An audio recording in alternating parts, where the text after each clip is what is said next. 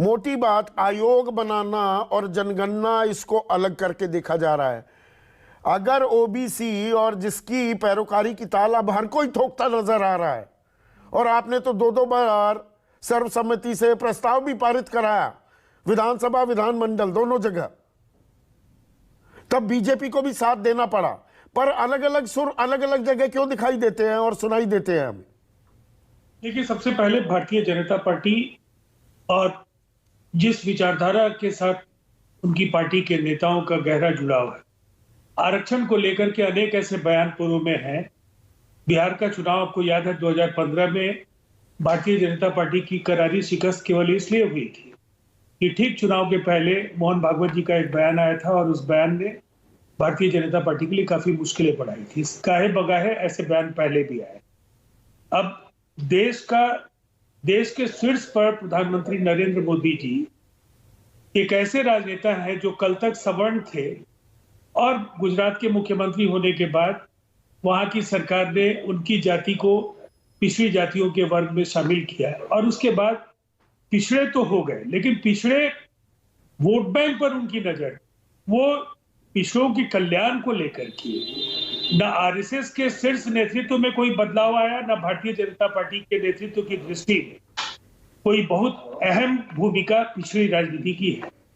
और शायद इसीलिए ये पर अब ठीक है, बिहार पिछड़े समाज का बड़ा तबका जी बीजेपी के साथ खड़ा दिखाई दे रहा है। पिछले कुछ चुनाव ये गवाही दे रहे हैं कि नहीं, राजीव रंजन?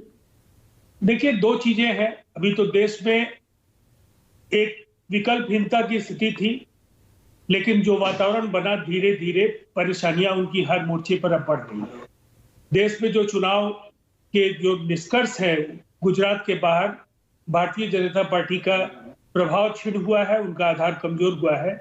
नतीजे इसकी पुष्टि करते हैं। 156 सीटें जीत गए 182 में, अब प्रत्याशित आंकड़ा है नहीं, मैं गुजरात के बाहर भी देश है, गुजरात के बाहर हिमाचल है, गुजरात के बाहर एमसीडी है, देश के अनेक राज्यों में उपचुनाव हुए। मैं, चूंकि आपके पास समय कम है, मैं इसलिए गागर में सागर रखना चाहता हूं।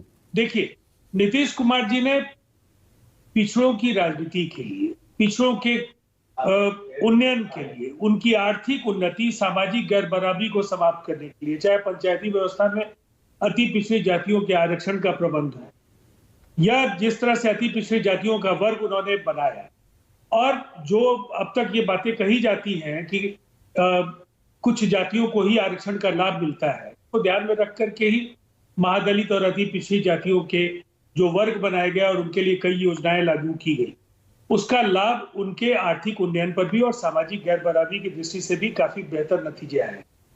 अब जो सामाजिक, जो जातीय गणना को लेकर भारतीय जनता पार्टी पूरी तरह से एक्सपोज हो गई पूरे देश में, कि आप एक तरफ वायदे के साथ आए थे, उनको न्याय दिलाएंगे, लेकिन आपने एक बार फिर से, जब देश में कई दलों ने नीतीश कुमार जी के नेतृत्व में जातीय आधार पर जनगणना की मांग की, उस मांग को आपने ठुकरा दिया। लेकिन बिहार ने रास्ता ढूंढा। हमारे यहाँ आपने ठीक कहा है कि ट्रिपल टेस्ट के जरिए जो निष्कर्ष आप हासिल करेंगे, वो जातीय आधार पर गणना से भी वो तमाम चीजें आ जाएंगी। आपके राजनीतिक हैसियत के बारे में, सामाजिक और आर्थिक हैसियत के बारे में भी उससे जानकारी मिलेगी। मुझे एक चीज बताइए राजीव रंजन, 24 दिसंबर, अभी 3 दिन पहले सुप्रीम कोर्ट ने भी जवाब मांगा है केंद्र से भी, राज्यों से भी, जातिगत जनगणना को लेकर, जिसमें बिहार का, उड़ीसा का, महाराष्ट्र का जिक्र भी किया गया कि वो इस प्रक्रिया को अंजाम देना चाहते हैं। तो ये पिछड़ा आयोग बना देना, आयोग बन रहा है तो ये काम तो वो आयोग की पहली जिम्मेदारी तो जनगणना ही होनी चाहिए।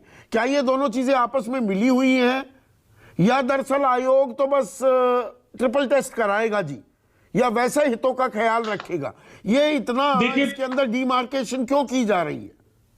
अब सवाल है, जातीय जनगणना शब्द से अगर भारतीय जनता पार्टी को कोई परेशानी है, तो फिर ट्रिपल टेस्ट से आप इसलिए नहीं मुकर पाएंगे कि वो सुप्रीम कोर्ट का निर्देश है।